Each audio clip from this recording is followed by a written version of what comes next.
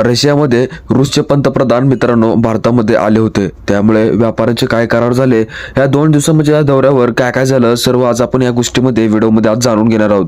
रशियाला भारताला अखंड तेल पुरवठा करत राहणार, आर्थिक सहकार्याचा 5 वर्षाचा आराखडा निश्चित करणार असं झालं आहे. एका भेटीनंतर मित्रांनो 2 ते 3 तीर मारले गेलेत. एका अमेरिकेला ट्रम्पच्या धमकीनं न जुमानता भारत रशियाची मैत्री आता घट्ट राहणार आहेत. देशामध्ये अशा अनेक करार करण्यात आलेले आहेत. आरोग्य, स्थलांतर, वैद्यकीय, शिक्षण, रोजगार, खत, उद्योग आदीसाठी महत्त्वाचे असं विविध प्रकारच्या क्षेत्रांमधले करार हे करण्यात आले गेलेले आहेत. मात्र नवी दिल्लीमध्ये अमेरिकेने टॅरिफच्या माध्यमातून लावलेले दंड, तेल आयातीवरच्या निर्बंधांच्या पार्श्वभूमीवर या सर्व गोष्टीवर शुक्रवारी भारत आणि रशिया आर्थिक व्यापार सहकार्याला अधिक बळकटी देण्यासाठी 2030 पर्यंत 5 वर्षाचा आराखडा निश्चित केला आहे.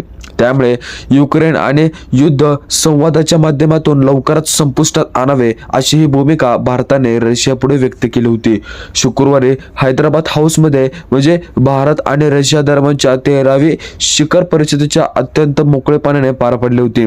शिखर परिषदेमध्ये आरोग्य, स्थलांतर, वैद्यकीय शिक्षण, अन्न सुरक्षा, नियम, ध्रुवीय जहाज वाहतूक, मेरिटाईम सहकार्य, खत उद्योग अशा विविध प्रकारचे करार करण्यात आले गेले होते. यामुळे शिखर परिषदेचा असा उद्देश अभय आहे या देशामध्ये संरक्षण किंवा आर्थिक सहकार्य ऊर्जा क्षेत्रामध्ये अधिक मजबूत करण्याचा होता. मात्र या सर्व पंतप्रधान नरेंद्र मोदी, रशियाचे राष्ट्राध्यक्ष व्लादिमीर पुतीन उभय देशातील 8 दशके सुरू असलेले सहकार्याला नवी गती देण्याची इच्छा यावेळी केली गेली होती. परिषदेमध्ये भारत रशियामधला आपला नवा दूतावास सुरू करण्याचा संकेत देण्यात आले गेले होते.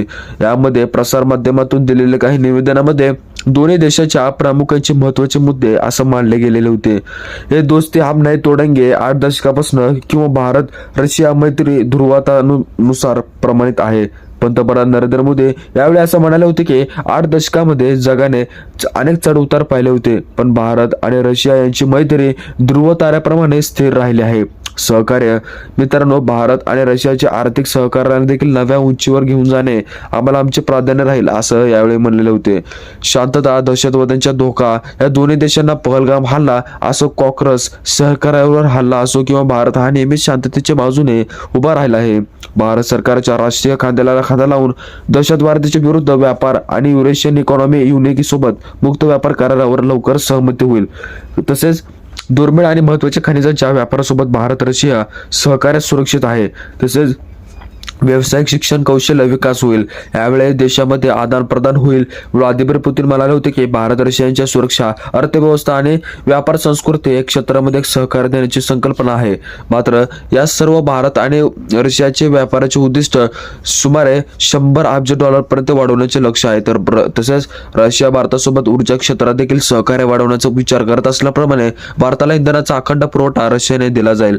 यामुळे लहान मॉड्युलर अणुभट्ट्या, फ्लोटिंग अणुप्रकल्प, निवृत्तीमध्ये असं चर्चा राहणार आहेत.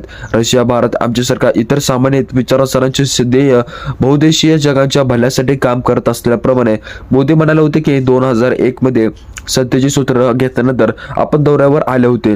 25 वर्ष पूर्ण झाले होते. या दौऱ्यात जो काही रशिया आणि भारत संबंधाचा पाया रचला होता आज हे आला आहे.